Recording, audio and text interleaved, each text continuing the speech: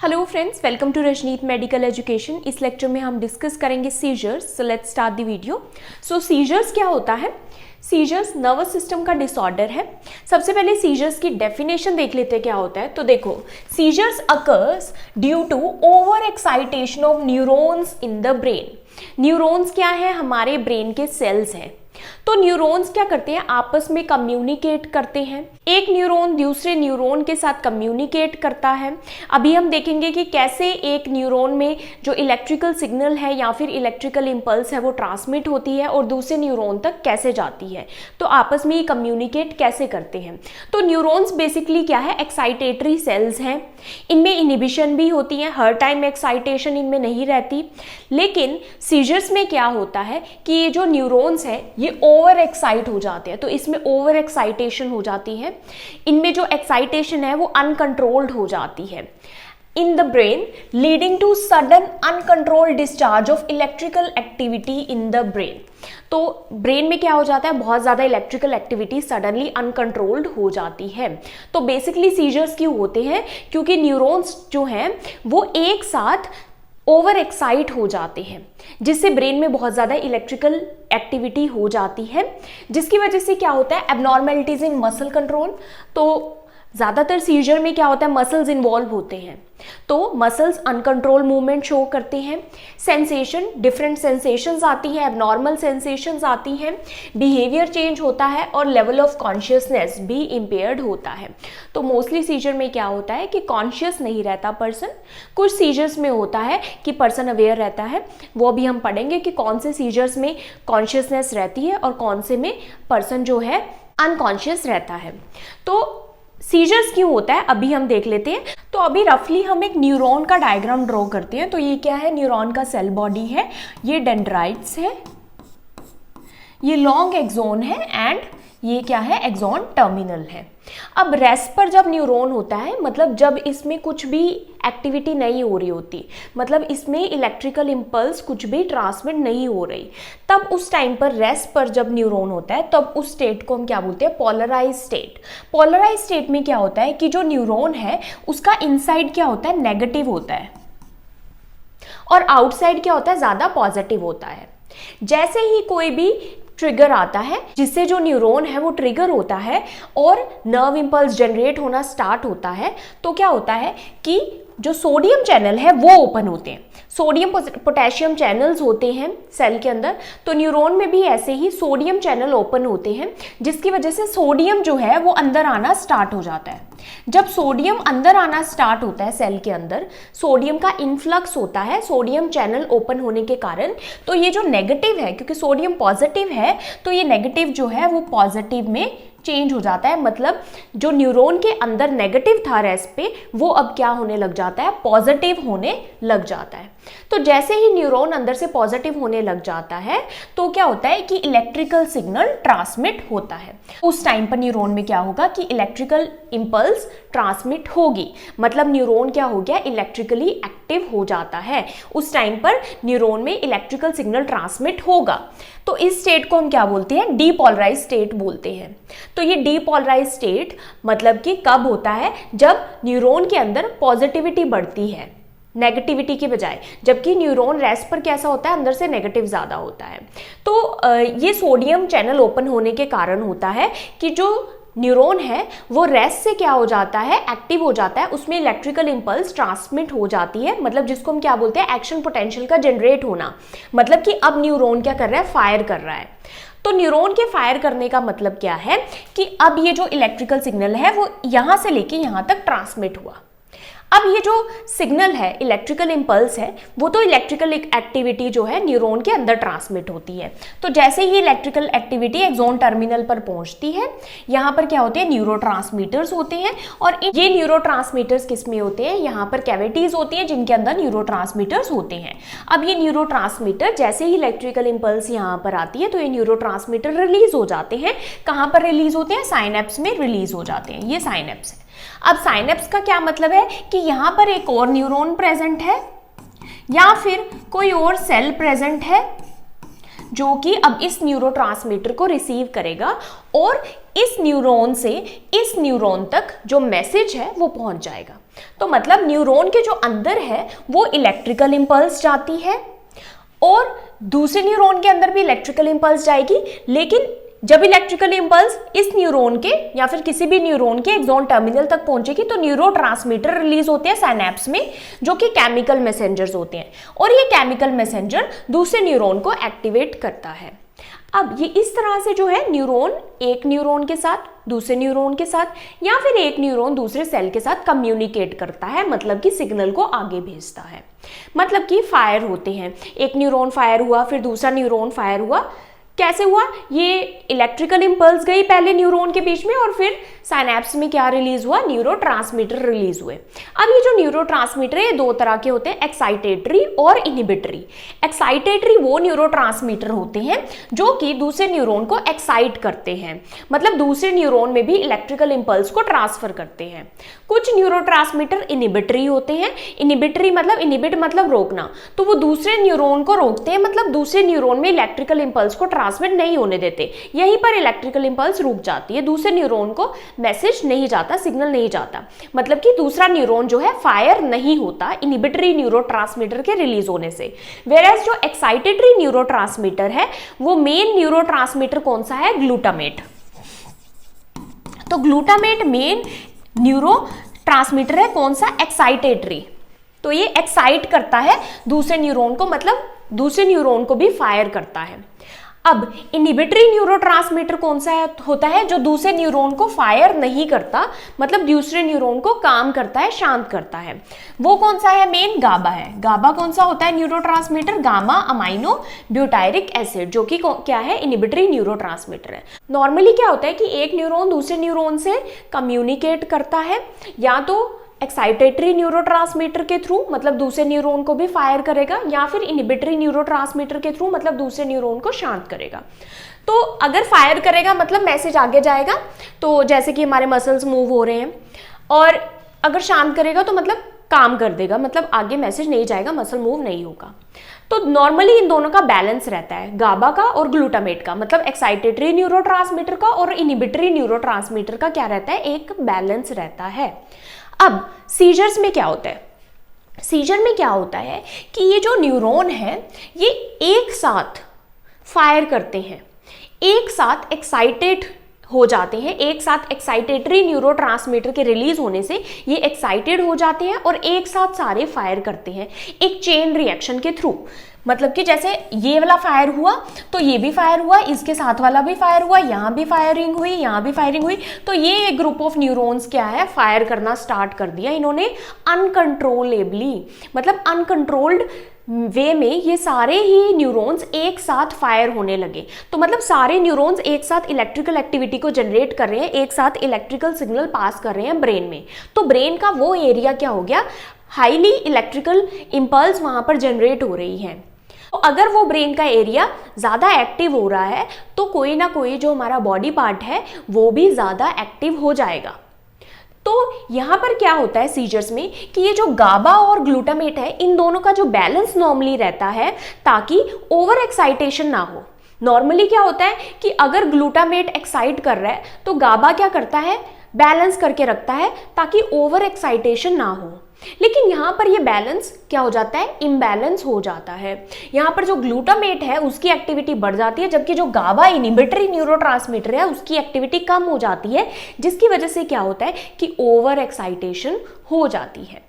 अब यहाँ पर ओवर एक्साइटेशन क्यों हो रही है? क्योंकि ये जो सोडियम चैनल मैंने आपको बताया था ये क्या है? इजीली ओपन हो रहे हैं और ज़्यादा समय के लिए और बहुत इजीली ओपन हो रहे हैं, ऑफन ये ओपन हो रहे हैं। तो अगर सोडियम चैनल बार बार ओपन होंगे, इजीली ओपन होंगे, तो क्या रहेंगे? जो न्यूरॉन है वो किस स्टेट में रहेगा? डीपोलराइज स्टेट में रहेगा, मतलब उसमें इलेक्ट्रिकल एक्टिविटी पास हो जा रही है, उसमें जो सिग्नल्स हैं वो पास हो जा रहे हैं, इलेक्ट्रिकल इंपल्सेस, मतलब कि न्यूरॉन फायर होते जा रहे हैं। तो जो मेडिसिन है सीजर के लिए जो हम देते हैं वो या तो इस सोडियम चैनल पर काम करती है ताकि ये जो सोडियम है वो कम अंदर आए, जो सोडियम चैनल है वो इतनी इजीली ओपन ना हो, या तो इन सोडियम चैनल्स पर काम करेगी, या फिर ये जो गाबा है जिसका इम्बैलेंस हो रहा है, मतलब गाबा क्या है, इनहिबिटरी, न्यूरॉन्स को शांत करने वाला, क्योंकि ये काम हो रहा है तो या तो मेडिसिन इसको बढ़ाएगी, तो या मेडिसिन गाबा पर वर्क करती है। तो अभी जो हम आगे ट्रीटमेंट पढ़ेंगे सीजर का, वो या तो गाबा की एक्टिविटी को इंक्रीज करेगा, जो कि इनहिबिटरी न्यूरोट्रांसमीटर है, जो कि न्यूरॉन्स को शांत करता है ताकि गाबा ज्यादा से ज्यादा बने और न्यूरॉन शांत रहे, या फिर सोडियम चैनल पर काम करता है।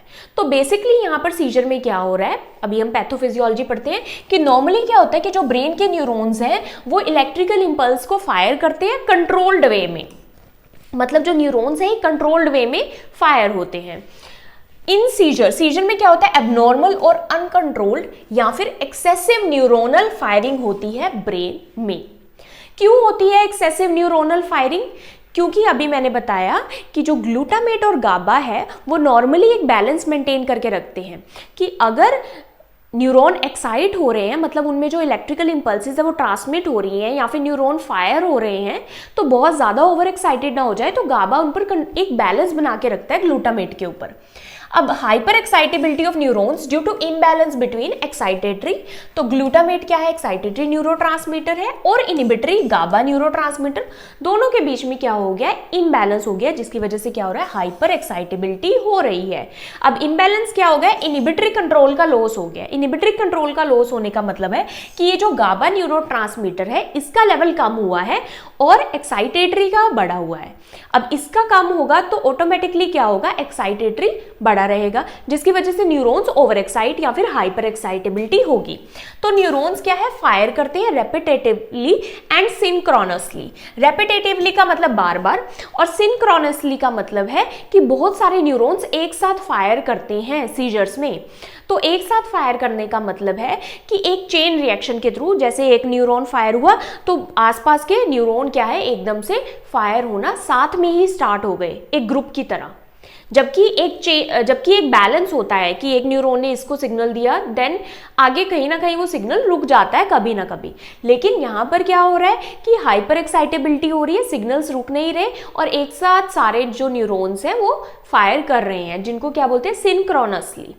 अब ये जो न्यूरॉन्स हैं वो फायर करते हैं बार बार।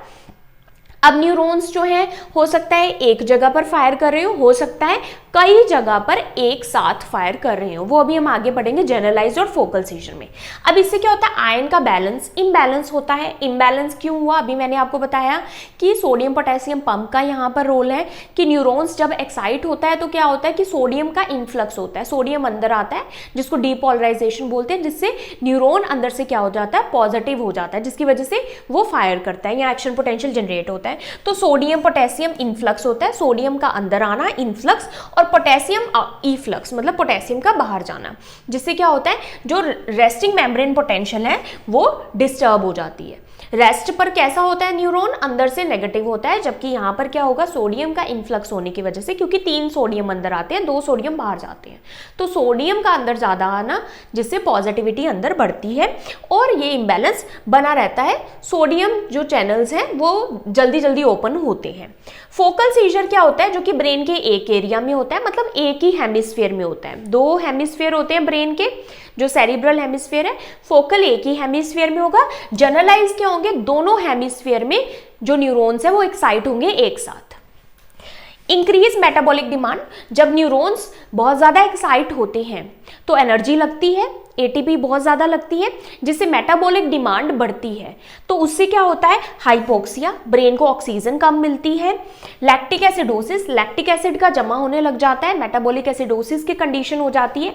एंड न्यूरोनल एग्जॉशन, तो ब्रेन को ऑक्सीजन नहीं मिलनी, ब्रेन हाइपोक्सिया, जिसकी वजह से क्या होता है, क्योंकि ब्रेन तो न्यूरॉन्स तो एक्साइट हो रहे हैं, तो वो अल्टीमेटली क्या हो जाएंगे, न्यूरॉन एग्जॉस्ट हो जाएंगे, इतने ज़्यादा थक जाएंगे, जिससे क्या होता है, ब्रेन फेलियर या फिर ब्रेन की डेथ हो सकती है, अल्टीमेटली रेस्पिरेटरी फेलियर हो सकता है।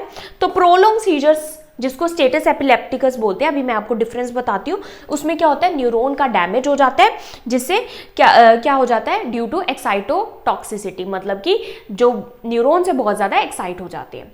अब हमने सीजर्स पढ़ लिया, क्या होता है, ये होता है नॉर्मली सीजर।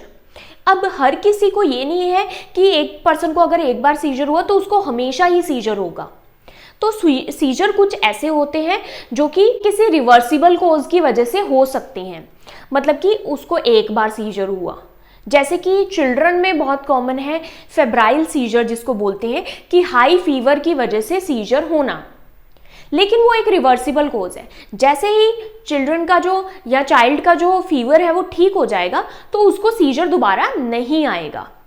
इसी तरह से और भी रिवर्सिबल कोजेज होते हैं, जैसे कि इलेक्ट्रोलाइट्स की डिस्टर्बेंस, लो ब्लड शुगर या फिर अल्कोहल विड्रॉल। तो ये सभी जो कोजेज है रिवर्सिबल हैं। ये जैसे ही ये ठीक होते हैं तो क्या होता है कि सीजर नहीं आते उस पर्सन को।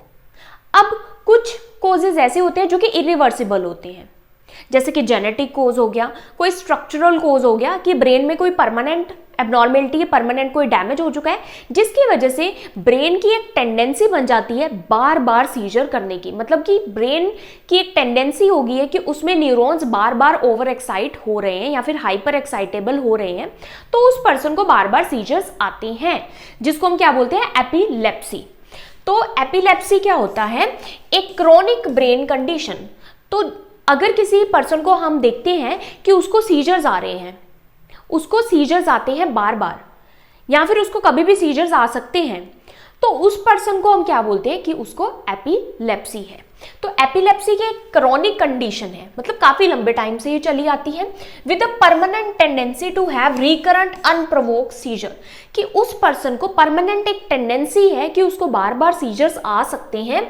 अनप्रोवोक्ड सीजर, अनप्रोवोक्ड सीजर क्या होते हैं, देखो प्रोवोक सीजर वही होता है जिसका कोई रिवर्सिबल कोज होता है। प्रोवोक मतलब किसी चीज से ब्रेन जो है प्रोवोक हुआ, जिससे न्यूरॉन एक्साइट हुए, तो वो प्रोवोक सीजर्स कौन से हो सकते हैं, जैसे कि अभी मैंने बताया कि हाई फीवर की वजह से, इलेक्ट्रोलाइट के इम्बैलेंस की वजह से, लो ब्लड शुगर की वजह से, अल्कोहल विड्रॉल या फिर कोई ड्रग की ओवरडोज की वजह से सीजर प्रोवोक होते हैं। तो वो जो कोज है ये रिवर्सिबल है, मतलब उस कोज को ठीक किया तो सीजर उसको नहीं आएंगे। लेकिन एपिलेप्सी में क्या होता है, अनप्रोवोक सीजर होते हैं, कोई ऐसा मतलब प्रोवोक वाला कोज नहीं होता, कोई ऐसा हमको पता नहीं लगता कि ये ट्रिगर था इसलिए उसको सीजर स्टार्ट हुआ। तो किसी भी वजह से सीजर उस पर्सन को स्टार्ट हो सकता है और कभी भी हो सकता है लाइफ टाइम में, तो वो क्या है, एपिलेप्सी होती है। तो मतलब उसको बार बार सीजर आने की टेंडेंसी है, ये नहीं कि एक बार आया तो खत्म काम, कभी भी उसको लाइफ में सीजर हो सकते हैं, बार बार हो सकते हैं, उसको हम क्या बोलते हैं, एपिलेप्सी बोल सकते हैं। After 2 or more than 2 unprovoked scissor, जब किसी पर्सन को 2 या फिर 2 से ज्यादा अनप्रोवोक सीजर आते हैं तो उसको हम क्या बोलते हैं, एपिलेप्सी। अनप्रोवोक मतलब कि उसका जो कोज था वो नहीं था, जो मैंने अभी बताया कि हाई फीवर या फिर इलेक्ट्रोलाइट इम्बैलेंस, वो नहीं था। उसके अलावा उसका कोई कोज है, जैसे कि कोई स्ट्रक्चरल एबनॉर्मेलिटी ब्रेन में, स्ट्रक्चरल कोज जैसे कि ब्रेन में ट्यूमर है, या फिर जेनेटिक कोज है, या फिर ब्रेन में कोई इंजरी हुई थी जिसका स्कार है, तो ये कोजेज हो सकते हैं। और सीजर्स जो है उसको बार बार आ रहे हैं, मतलब 2 से ज्यादा आ रहे हैं, तो उसको हम क्या बोलेंगे, और ये अनप्रोवोक है, मतलब किसी चीज से प्रोवोक नहीं हुआ ये seizure. Occurring more than 24 hours apart, और ये जो सीजर है एक सीजर से दूसरे सीजर में कम से कम 24 घंटे का डिफरेंस होना चाहिए, तब हम उसको क्या बोलते हैं कि इस पर्सन को एपिलेप्सी है। कोजेज इसके क्या होंगे, स्ट्रक्चरल, जेनेटिक और इडियोपैथिक। आइडियोपैथिक मतलब कि कोई नोन कोज नहीं है, आइडेंटिफिएबल कोज नहीं है, और ये जो कोजेज है ये रिवर्सिबल नहीं है, ये इरिवर्सिबल है, इसलिए इस पर्सन को क्या है, बार बार सीजर आ रहे हैं।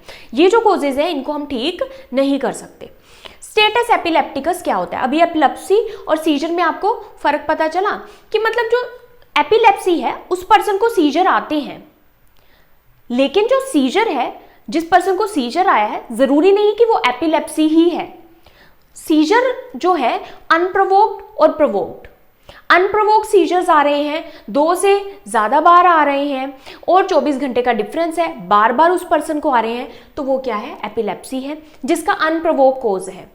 प्रोवोक कोज मतलब कि उसका कोई ट्रिगर था वो कोज, जो कि ठीक हो सकता है, और ठीक होने के बाद वो क्या है कि पर्सन को कभी सीजर नहीं आया, तो वो नॉर्मल सीजर है। स्टेटस एपिलेप्टिकस क्या होता है, स्टेटस एपिलेप्टिकस एक मेडिकल इमरजेंसी है जिसमें जो सीजर है last for more than 5 minutes. अगर 5 मिनट से ज्यादा सीजर चल रहा है तो उसको हम क्या बोलते हैं, स्टेटस एपिलेप्टिकस। 5 मिनट बहुत ज़्यादा होता है एक सीजर के लिए। तो अगर 5 मिनट तक सीजर या फिर उससे ज़्यादा सीजर चला ही जा रहा है तो उसको हम स्टेटस एपिलेप्टिकस बोलते हैं। या फिर क्या बोल सकते हैं, और when a person has 2 or more seizure without regaining full consciousness between them, कि उसको 2 बार सीजर हुआ और दोनों सीजर के बीच में वो एक बार भी कॉन्शियस नहीं हुआ, अवेयर नहीं हुआ, तब भी हम उसको क्या बोलेंगे, ये किसकी कंडीशन है, स्टेटस एपिलेप्टिकस की कंडीशन है।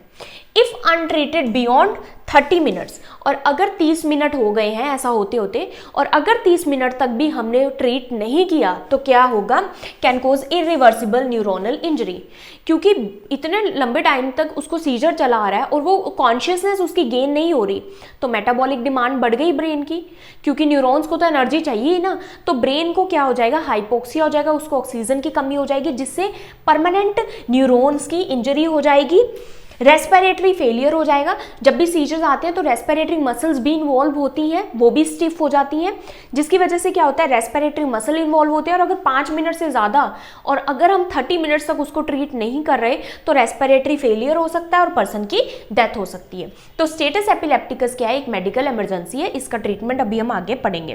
तो every epileptic patient has a seizure, तो एपिलेप्सी जो भी पेशेंट है उनको सीजर आते हैं, लेकिन not every person who has a seizure has epilepsy.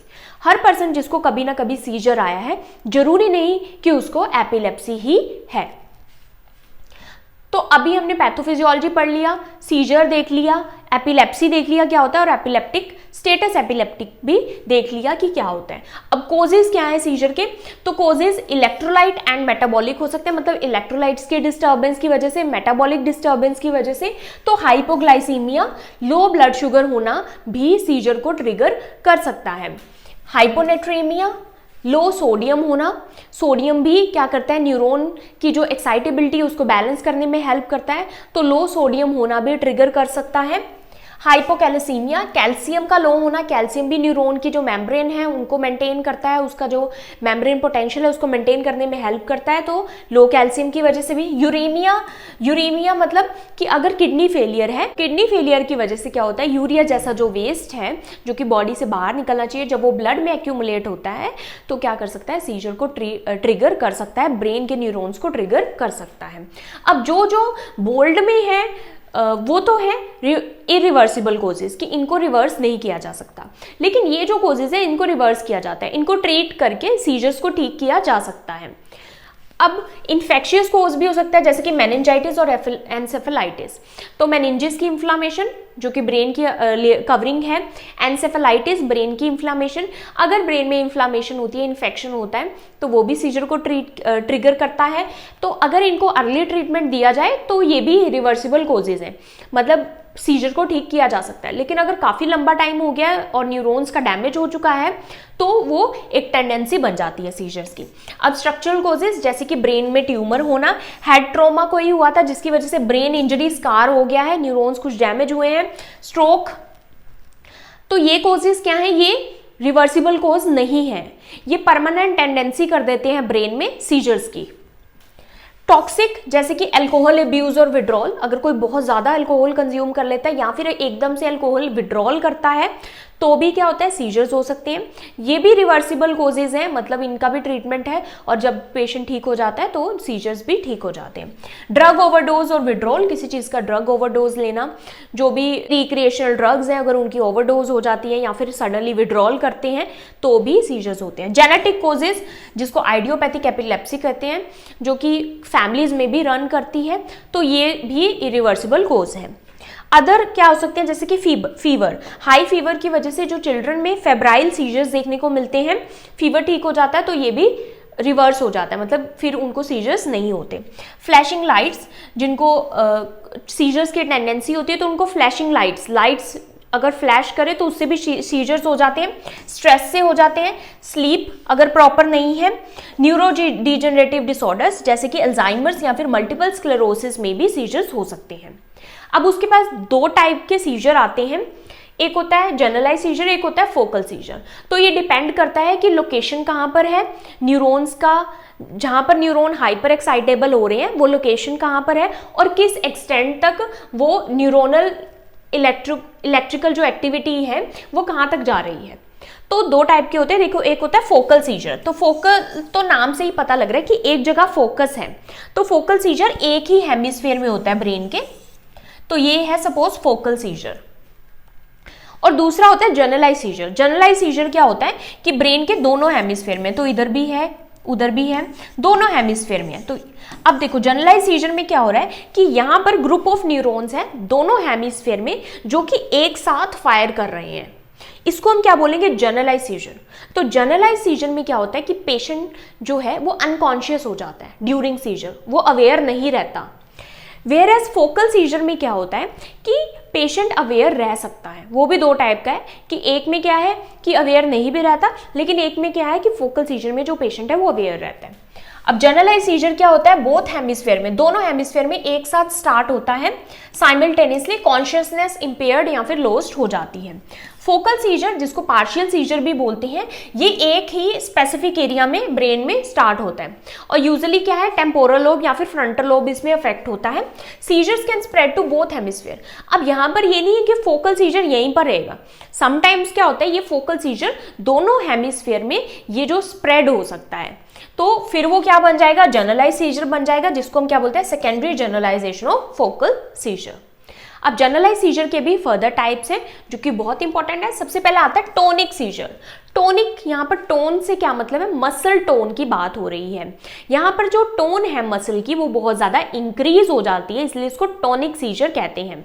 तो मसल टोन इंक्रीज हो जाती है, इसका मतलब क्या है कि जो मसल है वो स्टिफ हो जाते हैं, जकड़न हो जाती है मसल में, मसल बहुत ज्यादा एकदम से इस तरह से पर्सन स्टिफ हो जाता है, तो इस तरह का पर्सन हो जाता है during tonic phase.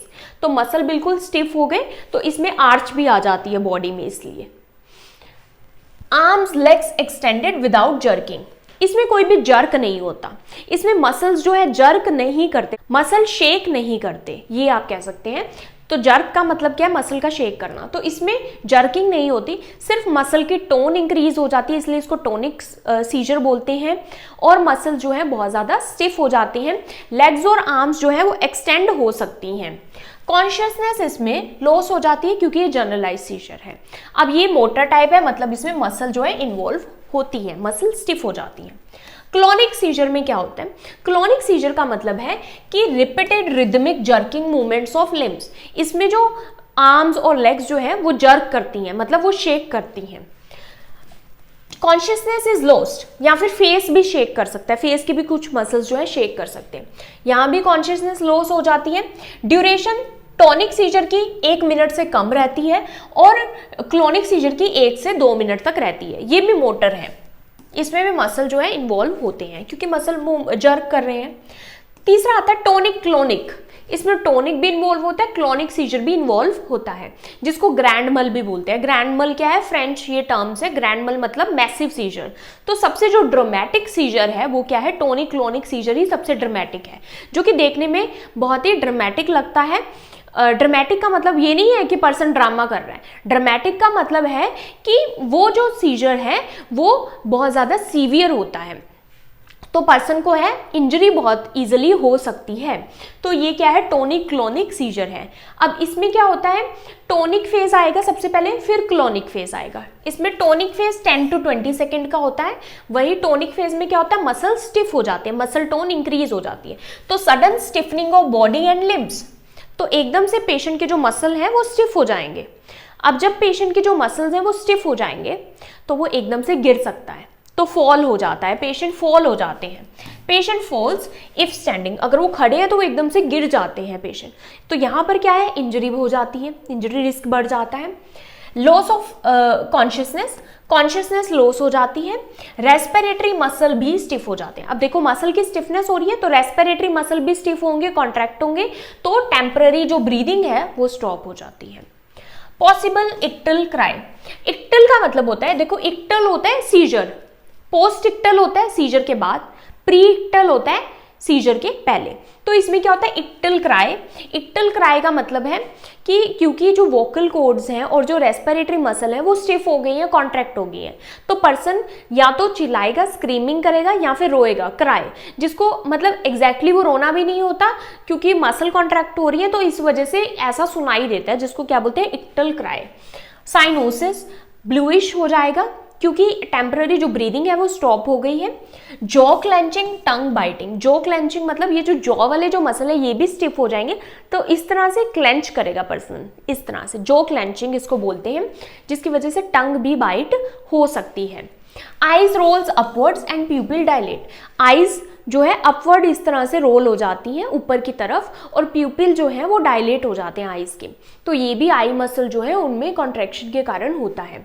Heart rate और जो ब्लड प्रेशर है वो राइज हो जाता है। तो ये क्या है, टोनिक फेज है जो कि 10 to 20 सेकेंड्स तक रहता है। उसके बाद क्लोनिक फेज आता है जो कि सेकेंड वाला है, दैट इज 30 to 40 सेकेंड्स तक ये रहता है। इसमें rhythmic jerking of limbs, facial muscles, तो इसमें पर्सन क्या है, शेक करता है, जिसको रिदमिक जर्किंग बोलते हैं। इरेगुलर ब्रीदिंग रिज्यूम्स, इसमें यहाँ पर ब्रीदिंग बिल्कुल स्टॉप हो गई थी, यहाँ पर इरेगुलरली दोबारा शुरू हो जाती है ब्रीदिंग। अब पोस्ट इक्टल फेज, अब इसके बाद ये तो था टोनिक फेज जिसमें ये दोनों क्या है, सीजर के फेज है, टोनिक एंड क्लोनिक, तो ये क्या है, इक्टल फेज है during scissor. Post ictal phase मतलब ये जब एंड हो जाता है सीजर, उसके बाद पर्सन कैसा फील करता है। Post ictal phase minutes to hours तक हो सकता है। इसमें पर्सन अनकॉन्शियस रहता है थोड़ा सा, और धीरे धीरे क्या है, कॉन्शियस होने लग जाता है, तो कॉन्शियसनेस धीरे धीरे रीगेन करता है। देन कंफ्यूज हो जाता है, अच्छे से उसको याद नहीं रहता कि क्या हुआ। ड्राउजी, स्लीपी फील करता है, सिर दर्द होता है, मसल सोरनेस, मसल्स दर्द करते हैं क्योंकि एकदम मसल इतने स्टिफ हुए, फिर जर्क किए, और मे स्लीप डीपली, और पेशेंट क्या है, कई जो पेशेंट्स हैं वो नींद में सो जाते हैं, उनको गहरी नींद इसके बाद आती है। तो इस तरह से ये होता है, टोनिक फेज में इस तरह से स्टिफ हुए, क्लोनिक फेज में मसल्स जर्क करते हैं और जॉ क्लेंचिंग भी होते हैं, टंग बाइट हो सकता है। पोस्ट इक्टल फेज में पर्सन जो है कंफ्यूज या फिर स्लीपी दिखाई देता है। अब पोस्ट इक्टल फेज में हमें पर्सन को क्या है, एक साइड लाइन पोजीशन देनी होती है, मतलब साइड में लेटाना होता है, ताकि जो भी वो सिक्रीशंस है वो एस्पिरेट ना कर ले, तो रेस्पिरेटरी सिस्टम में सिक्रीशन ना चले जाए, इसलिए एस्पिरेशन के खतरे को रोकने के लिए हम साइड लाइन पोजीशन पेशेंट को देते हैं। और during this phase, tonic clonic phase, मतलब जब उसको सीजर आ रहे हैं तब हम पेशेंट को पकड़ते नहीं हैं, जिससे क्या होता है, इंजरी और बढ़ जाती है। आसपास जो भी इंजरी वाली चीज़ें हैं उनको हमने हटा देना है ताकि पेशेंट को कोई इंजरी ना हो जाए। अब नेक्स्ट आता है टाइप जनरलाइज सीजर का, ए टॉनिक, जिसको ड्रॉप अटैक कहते हैं। तो टॉनिक के आगे क्या लग गया, ए टॉनिक मतलब टोन नहीं है, मसल में कोई टोन ही नहीं है, तो मसल क्या हो जाता है, sudden loss of muscle tone, तो मसल एकदम से ढीले पड़ जाते हैं, उनमें कोई भी टोन नहीं रहती, तो इससे ये भी फ्यू सेकंड्स तक लास्ट करता है। तो इसमें भी क्या होगा, पर्सन गिर जाएगा क्योंकि उसकी मसल में कोई टोन नहीं रहेगा, कुछ भी वो मसल बिल्कुल काम नहीं करेंगे, ढीले हो जाएंगे। कॉन्शियसनेस इसमें भी इम्पेयर्ड होती है ब्रीफली, ये भी मोटर है। तो ये सारे ही क्या है, मोटर है, बस एक ही नॉन मोटर है, वो भी मैं बताती हूँ, सभी में मसल इन्वॉल्व हो रहे हैं। तो ये एटॉनिक है। मायोक्लोनिक मसल्स का है, मसल्स इसमें बहुत ज़्यादा इन्वॉल्व होते हैं, मसल में जर्किंग होती है, मसल शेक करते हैं, लेकिन कैसे शेक करते हैं, जैसे कि इलेक्ट्रिक शॉक लग रहा हो बार बार। तो ये जो हमने यहाँ पर क्लोनिक सीजर पढ़ा, टॉनिक क्लोनिक में भी क्लोनिक आया, उससे भी ज़्यादा मसल शेक करते हैं, जर्क करते हैं, फास्टर, तेजी से जल्दी शेक करते हैं, faster than clonic scissor, triggered in the morning. तो ये यूजुअली जो ये पेशेंट होते हैं जिनको मायोक्लोनिक सीजर होते हैं, वो या तो स्ट्रेस से या फिर जैसे उनको नींद नहीं आई अच्छी तो उससे भी ट्रिगर हो जाते हैं। तो यूजुअली इनको मॉर्निंग में ये सीजर्स आते हैं, जैसे कि अगर रात को वो अच्छे से सोई नहीं तो मॉर्निंग में सीजर्स, मायोक्लोनिक सीजर आते हैं। या फिर लाइट या फिर साउंड से भी, ज़्यादा एक्सेसिव लाइट है, फ्लैशिंग लाइट है या फिर साउंड्स हैं तो उससे भी हो जाता है। Without loss of consciousness in many cases. अब ये जो मायोक्लोनिक है इसमें क्या होता है कि लॉस ऑफ कॉन्शियसनेस नहीं होता, ये सिर्फ ऐसा है जिसमें कॉन्शियसनेस समटाइम्स रहती है, पर्सन में भी अवेयर हो इसमें, तो ये भी मोटर है।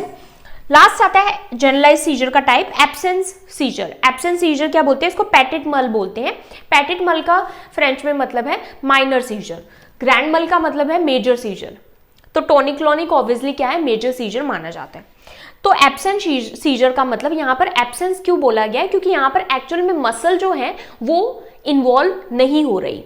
यहाँ पर क्या होता है, ब्रीफ स्टीयरिंग स्पेल। स्टीयरिंग क्या होता है, किसी चीज को घूरना।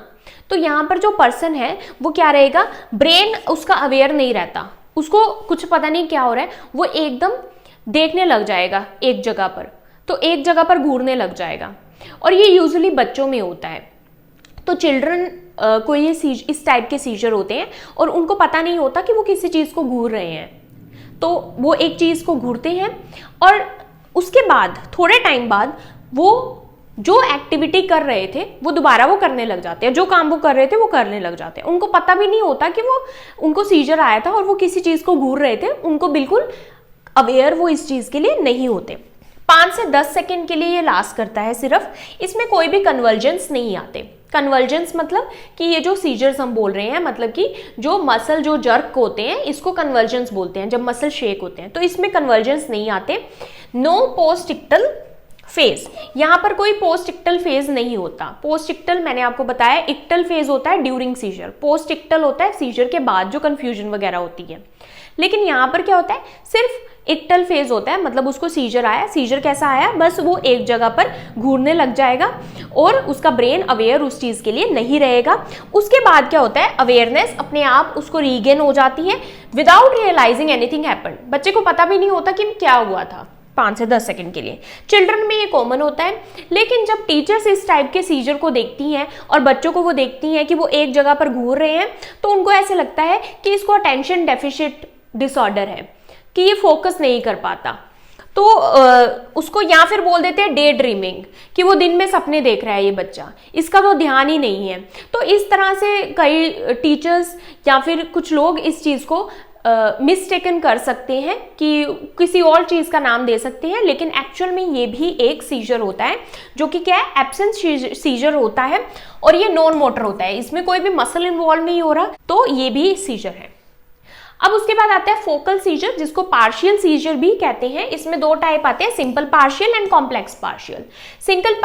सिंपल पार्शियल क्या है, फोकल अवेयर, तो इसमें पर्सन अवेयर रहता है, कॉन्शियसनेस उसकी रहती है और इसकी जो ड्यूरेशन होती है वो कुछ सेकंड से कुछ मिनट्स तक होती है। कॉन्शियसनेस इसमें प्रिजर्व रहती है। लोकलाइज ट्विचिंग और जर्किंग, जैसे कि ये क्या है, सिंपल पार्शियल है, मतलब कोई ब्रेन का एक एरिया जो है वो इन्वॉल्व हुआ है, लोकल पार्ट। तो इसमें क्या होता है, लोकलाइज ट्विचिंग और जर्किंग, जैसे कि एक हाथ में इस तरह से ट्विचिंग होगी या फिर जर्किंग होगी, मतलब हाथ शेक करेगा। और फेस में भी हो सकती है किसी भी साइड कि मसल्स जो है वो ट्विच कर रहे हैं या फिर जर्क कर रहे हैं। इसमें एक और चीज है, इसमें ओरा आता है। ओरा क्या होता है, ओरा होता है कि जो सीजर से पहले स्टार्ट होता है उसको ओरा कहते हैं। तो ये फोकल सीजर में स्टार्ट होता है, जनरलाइज में ओरा नहीं होता। जनरलाइज में इसलिए नहीं होता क्योंकि दोनों हेमिस्फीयर साथ में वहां न्यूरॉन्स फायर कर रहे हैं, तो वहां पर कॉन्शियसनेस लॉस्ट हो जाती है, जबकि फोकल में कॉन्शियसनेस रहती है, तो इसलिए ओरा फोकल में ही होता है। तो फोकल ओरा क्या होता है, सीजर से पहले कुछ पर्सन्स को क्या होता है, टिंगलिंग, नंबनेस, अनयूजुअल सेंसेशन, जैसे कि अजीब सी स्मेल आना, अजीब सा टेस्ट आना, कड़वा टेस्ट आना, मेटालिक टेस्ट आना, अजीब सी चीजें सुनाई देना या फिर दिखाई देना, साउंड और विजन, नोजिया, दिल कच्चा होना, फ्लशिंग, प्यूपिल डायलेशन, तो प्यूपिल डायलेट हो जाना, ये सब क्या है, ओरा के सिम्टम्स हैं। और ओरा में क्या होता है, डेजावू। डेजावू क्या होता है, डेजावू ऐसी सेंसेशन होती है, जैसे कि आपको भी कभी फील हुआ होगा, कभी कभी तो हमको फील हो जाता है वो डेजावू, कि जैसे कि कुछ हुआ है जो हमारे सामने हो रहा है और हमको ऐसा लगता है कि ये चीज मैंने पहले देखी हुई है। तो लेकिन जिनको सीजर्स आते हैं, कौन से सीजर, सिंपल पार्शियल सीजर, उनको डेजावू होता है। डेजावू मतलब उनको उस टाइम ऐसा लगता है कि ये चीज पहले हो चुकी है, कि जैसे कि किसी ने कुछ बोला, कोई वहां पर कुछ भी हो रहा है, प्रेजेंट मोमेंट पर कुछ भी हो रहा है, उसको ऐसे लगेगा कि ये सिचुएशन या ये मोमेंट मैंने पहले देखा हुआ है, वो फेमिलियर लगेगा वो मोमेंट, तो उसको हम क्या बोलते हैं, डेजावू की सेंसेशन बोलते हैं। और ये भी ओरा में ही आता है। सडन फियर और जॉय, एकदम से बहुत ज्यादा डर लगना या फिर बहुत ज्यादा खुश हो जाना सीजर आने से पहले, तो उसको हम क्या बोलते हैं, ओरा। तो ये सारे ओरा के साइंस हैं कि ओरा आता है पहले, तो कुछ जो पर्सन्स हैं उनको पता लग सकता है कि मुझे सीजर आने वाला है, क्योंकि दे आर फेमिलियर कि अगर ऐसे साइंस आते हैं तो मतलब उसको सीजर आने वाला है। ये तब होता है क्योंकि ये लोकल एरिया में, फोकल में, लोकल एरिया में न्यूरॉन्स की हाइपर एक्साइटेबिलिटी हो रही है, तो मोस्टली ये टेम्पोरल लोब को इन्वॉल्व करता है या फिर फ्रंटल लोब को। तो लोकल एरिया में क्योंकि न्यूरॉन्स एक्साइट होना शुरू हो रहे हैं तो ओरा की सेंसेशन पहले आती है। देन आता है कॉम्प्लेक्स पार्शियल। कॉम्प्लेक्स पार्शियल या फिर इसको फोकल इम्पेयर्ड अवेयरनेस भी बोलते हैं। इसमें क्या होता है, अवेयरनेस इम्पेयर्ड हो जाती है। पेशेंट जो है अवेक दिखाई देता है, पेशेंट दिखता है कि वो जागा हुआ है लेकिन वो अवेयर नहीं है, उसकी कॉन्शियसनेस लॉस्ट हो चुकी है। इसकी ड्यूरेशन 1 से 2 मिनट तक रहती है। इसमें क्या होता है, स्टीयरिंग मतलब घूरना, वही एक जगह को घूरते रहना, या फिर ऑटोमेटिज्म। ऑटोमेटिज्म मतलब ऑटोमेटिक मूवमेंट्स होना जो कि उसके बस में नहीं है। ऑटोमेटिक कुछ मूवमेंट्स होंगी जैसे कि लिप स्मैकिंग और पिकिंग, जैसे कि अपने लिप्स को वो स्मैक करेगा, ऐसे हिलाएगा, या फिर पिक करेगा, मतलब इस तरह से लिप्स को बार बार करता रहेगा। Picking at clothes. Picking at clothes का मतलब होता है कि जैसे अपने कपड़ों को इस तरह से कुछ अजीब सी मूवमेंट करता रहेगा कपड़ों के साथ बार बार। चूइंग और स्वलोइंग, बार बार अपने आप चबाएगा, च्यू करेगा या फिर स्वलो करेगा, निगलेगा बार बार, लेकिन वो अवेयर नहीं है कि वो क्या कर रहा है। वेंडरिंग और फिजिटिंग। वेंडरिंग मतलब इधर उधर घूमना, ऑटोमेटिक, उसको नहीं पता कि वो घूम रहा है इधर उधर, एक जगह पर घूमते रहना। फिजिटिंग वही होता है कि जैसे कि कपड़ों को पकड़ना या फिर कुछ अनयूजुअल क्या है मूवमेंट करना, मसल की छोटी मूवमेंट्स करना। ओरा में अगर, इसमें भी ये जो ओरा है ये हो सकता है सीजर आने से पहले। पोस्ट इक्टल कंफ्यूजन और एमनेसिया आफ्टर द इवेंट। इसमें भी पोस्ट इक्टल कंफ्यूजन होता है, मतलब सीजर के बाद पर्सन कंफ्यूज हो जाता है, और एमनेसिया मतलब उसकी मेमोरी जो है थोड़ी लॉस हो जाती है कि क्या हुआ था। अब फेजेस ऑफ सीजर क्या आते हैं, सबसे पहले आता है प्रोड्रोमल फेज। प्रोड्रोमल में क्या होता है कि अर्ली वार्निंग आती है, जैसे कि मूड चेंज हो गया उसका, पर्सन का इरिटेटेड हो गया ज़्यादा, या ज़्यादा खुश हो गया, एंजाइटी, घबराहट होती है, इरिटेबिलिटी होती है। डेज बिफोर सीजर पर्सन में हैव ट्रबल स्लीपिंग। कुछ दिन पहले, सीजर आने के कुछ दिन पहले उसको नींद अच्छी नहीं आती। ओरा फेज। ओरा फेज अभी हमने पढ़ा, right before the first symptom of a seizure start. जैसे ही सीजर आने वाला होता है उससे थोड़ी पहले ही क्या होता है, ओरा होता है। ओरा के साइंस हमने सारे अभी पीछे पढ़े क्या होता है, और ये फोकल अवेयर सीजर में ही होगा, जनरलाइज में नहीं होता ओरा, क्योंकि जनरलाइज में क्या है कि कॉन्शियसनेस लॉस्ट हो जाती है दोनों हेमिस्फीयर के इन्वॉल्व होने के कारण। इक्टल फेज, इक्टल मतलब ड्यूरिंग सीजर, तो जब एक्चुअल जो सीजर स्टार्ट होता है उसको इक्टल फेज कहते हैं। पोस्ट इक्टल मतलब सीजर के बाद, जब रिकवरी करता है तो उसमें कंफ्यूज होता है, थका, टायर्डनेस होती है, हेडेक होती है, स्लीपीनेस, ज़्यादा सोता है पर्सन उसमें। अब डायग्नोस्टिक टेस्ट क्या कर सकते हैं इसके लिए, कॉमनली क्या करते हैं, ईईजी करते हैं, इलेक्ट्रोएन्सेफेलोग्राम। तो इसमें स्कैल्प्स पर इलेक्ट्रोड्स लगाई जाती हैं जो कि ब्रेन की इलेक्ट्रिकल एक्टिविटी को रिकॉर्ड करती हैं। तो it records brain electrical activity, detects abnormal brain, जो भी एबनॉर्मल ब्रेन एक्टिविटी होगी, ज़्यादा हाइपर एक्साइटेबिलिटी जो भी न्यूरॉन्स में, वो इसमें रिकॉर्ड हो जाती है। एमआरआई या फिर सिटी स्कैन भी कर सकते हैं, वो किसके लिए, अगर कोई स्ट्रक्चरल कोज है जैसे कि ट्यूमर है, कोई लीजन है, पहले ब्रेन इंजरी हुई जिसकी वजह से स्कार हुआ, वो सभी देखने के लिए। देन ब्लड टेस्ट करते हैं क्योंकि इलेक्ट्रोलाइट्स के इम्बैलेंस की वजह से भी होता है, तो इलेक्ट्रोलाइट्स चेक करेंगे, सोडियम, कैल्शियम चेक करेंगे, मैग्नीशियम चेक करेंगे, ग्लूकोज लो तो नहीं है वो चेक करेंगे, सीबीसी कंप्लीट ब्लड काउंट करेंगे, blood urea nitrogen and creatinine, अगर किडनी फेलियर तो नहीं है वो चेक करने के लिए। देन उसके बाद टॉक्सिकोलॉजी स्क्रीन, मतलब alcohol withdrawal, alcohol overdose, drug overdose, ये सब तो नहीं है। लंबर पंचर भी कर सकते हैं, कब कर सकते हैं कि अगर लग रहा है कि मेनिंजाइटिस, एंसेफेलाइटिस, इस तरह की कोई कंडीशन है, इन्फेक्शन लग रहा है, तो तब देख सकते हैं, लंबर पंचर करके सीएसएफ का सैंपल ले सकते हैं। ट्रीटमेंट क्या रहता है, अब गोल क्या रहता है सबसे पहले ट्रीटमेंट का, कि सीजर को कंट्रोल करना। अब जिनमें बार बार सीजर आते हैं उसमें हम सीजर को कंट्रोल कर सकते हैं, बिल्कुल सीजर को बंद नहीं कर सकते। तो प्रिवेंट रिकरेंस, तो बार बार जो रिकरेंट सीजर हो रहे हैं उनको कंट्रोल करना by stabilizing over active neuron, over active neurons को स्टेबलाइज करके। Correct underline cause, underline cause जैसे कि जो रिवर्सिबल कोजेज हैं, जैसे कि इन्फेक्शन हो गया, इलेक्ट्रोलाइट इंबैलेंस हो गया, उनको ठीक कर देना, तो सीजर ठीक हो जाएगा। प्रिवेंट इंजरी एंड कॉम्प्लिकेशन, हमारा गोल ये भी है क्योंकि ड्यूरिंग सीजर मसल्स जो हैं वो इन्वॉल्व हो रहे हैं, तो इंजरी हो सकती है, तो उसको हमने प्रिवेंट करना है, और कॉम्प्लिकेशंस को प्रिवेंट करना है, कॉम्प्लिकेशंस नहीं आने देनी, रेस्पिरेटरी फेलियर नहीं होने देना। अब मेडिकल मैनेजमेंट क्या रहते हैं, तो इसमें बहुत सारे ड्रग्स रहते हैं। जो मेन ड्रग्स हैं, मेन मेडिसिन जो है वो यहाँ पर नोट की है मैंने। अब इसके जो ट्रीटमेंट होता है उसको हम क्या बोलते हैं, एंटी एपिलेप्टिक ड्रग्स। तो जो एपिलेप्सी के लिए हम ड्रग्स देते हैं, एंटी एपिलेप्टिक ड्रग्स या फिर एंटी कन्वर्जेंट ड्रग्स बोलते हैं, क्योंकि सीजर्स को हम कन्वर्जेंस भी बोल देते हैं। दे सप्रेस एक्सेसिव न्यूरोनल फायरिंग, ये क्या करते हैं, न्यूरॉन को बहुत ज़्यादा फायर नहीं होने देते, उनको कंट्रोल करके रखते हैं। और reduce it spread across the brain, और अगर फोकल है तो उसको जनरलाइज नहीं होने देते। तो ये है इनका। अवॉइड स्टॉपिंग सडनली, ये जो ड्रग्स है ये एकदम से स्टॉप नहीं करने होते, क्योंकि इससे क्या हो सकता है कि सीजर और ज़्यादा बढ़ सकते हैं और जो एपिलेप्सी है वो स्टेटस एपिलेप्टिकस में कन्वर्ट हो सकता है। क्लास सबसे पहले जो आता है फेनिटोइन और डिलेंटिन, इसको बोलते हैं। फेनिटोइन बहुत ही इंपॉर्टेंट ड्रग है ये सीजर्स के लिए, एपिलेप्सी के लिए। तो ये क्या करता है, सोडियम चैनल को ब्लॉक करता है। अभी मैंने आपको बताया था कि सोडियम का अंदर बार बार आना, सोडियम चैनल का ओपन होना, जिससे न्यूरॉन बहुत ज़्यादा ओवर एक्साइट हो रहे हैं, इसलिए ये सोडियम चैनल को ब्लॉक करता है, जिससे उतना ही सोडियम आता है जितना मतलब आना चाहिए, एक्सेसिव नहीं आता।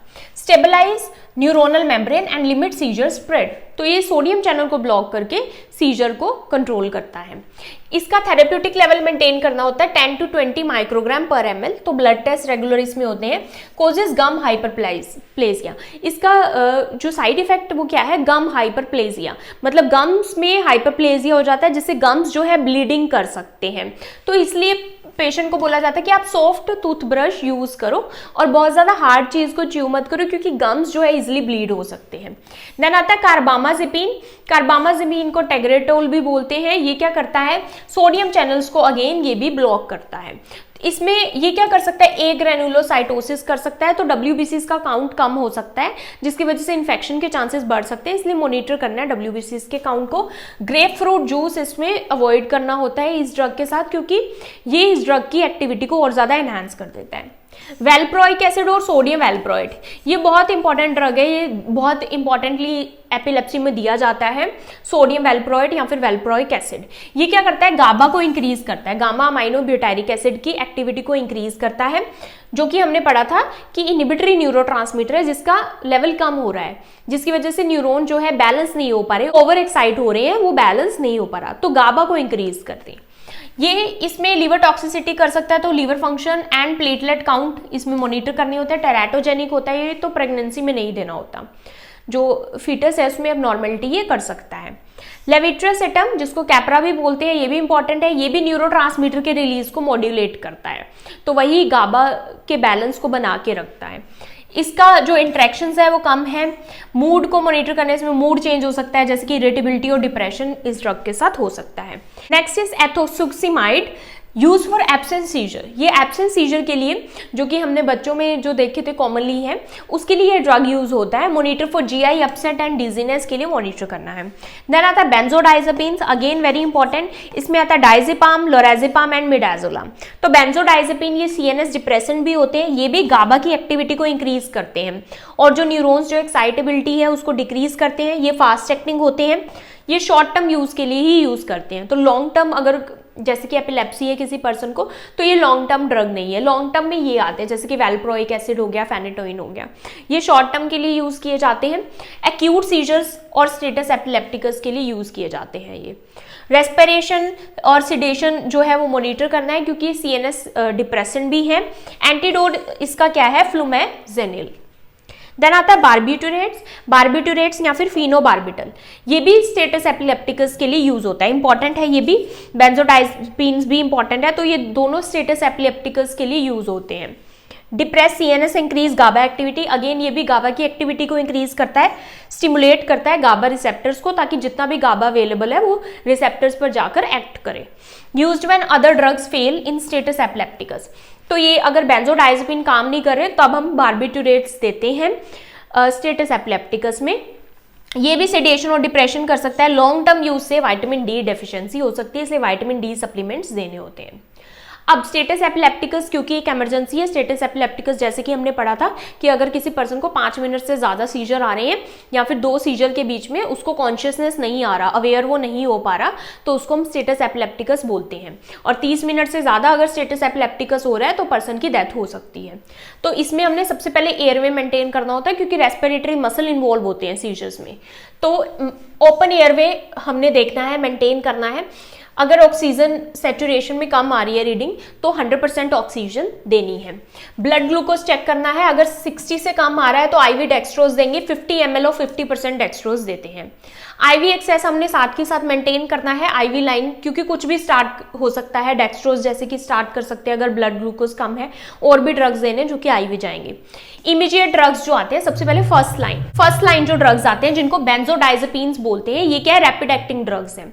तो आईवी लोराजिपाम जैसे कि एटीवन जिसको बोलते हैं 0.1 मिलीग्राम पर केजी आईवी देते हैं और मैक्सिमम 4 mg दे सकते हैं। रिपीट कर सकते हैं इसको 5 to 10 मिनट्स में। तो ये फर्स्ट लाइन है। देन डाइजिपाम, उसके बाद अगर ये नहीं काम करा वेलियम जिसको बोलते हैं, फॉलो विद आईवी फेनेटोइन और लेविट्रासिटम। तो पहले तो ये देंगे बेंजोडाइजेपिन जो कि फर्स्ट लाइन ड्रग है स्टेटस एपिलेप्टिकस के लिए। उसके बाद आईवी फेनेटोइन और लेविट्रासिटम दे सकते हैं रूटीन के लिए, तो इसके बाद ताकि दोबारा जो है सीजर ना आए। मोनिटर वाइटल साइंस को मोनिटर करेंगे। इस वाइटल साइंस में रेस्पिरेटरी स्टेटस बार बार चेक करना है। ईसीजी कर सकते हैं कि हार्ट पर तो कोई चेंजेस तो नहीं आ रहे, ग्लूकोज चेक करते रहना है। इफ अनरिस्पॉन्सिव, अगर ये फर्स्ट लाइन ड्रग्स या फिर सेकेंड लाइन जो कि फेनेटोइन और लेविट्रासिटम है, अगर इनको देकर भी रिस्पॉन्स नहीं आ रहा तो उस केस को हम क्या बोलते हैं, रिफ्रैक्टरी स्टेटस एपिलेप्टिकस बोलते हैं।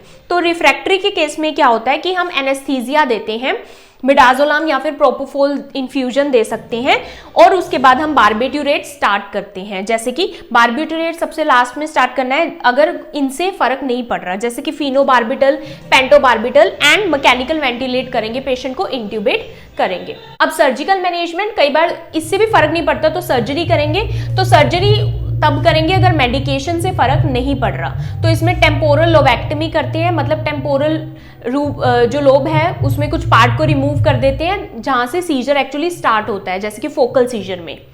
कॉर्पस कॉलेस्टमी क्या करते हैं, हम कॉर्पस कॉलेसम जो है उसको रिमूव कर देते हैं ताकि सीजर स्प्रेड ना हो, क्योंकि दोनों हेमिस्फीयर कॉर्पस कॉलेसम से ही कनेक्ट है। देन वेगस नर्व स्टिमुलेटर करते हैं, इसमें हम वेगस नर्व को स्टिमुलेट करते हैं। इससे क्या होता है कि जो सीजर्स है वो कंट्रोल होते हैं। अब सीजर की केयर क्या है, ड्यूरिंग सीजर और आफ्टर सीजर।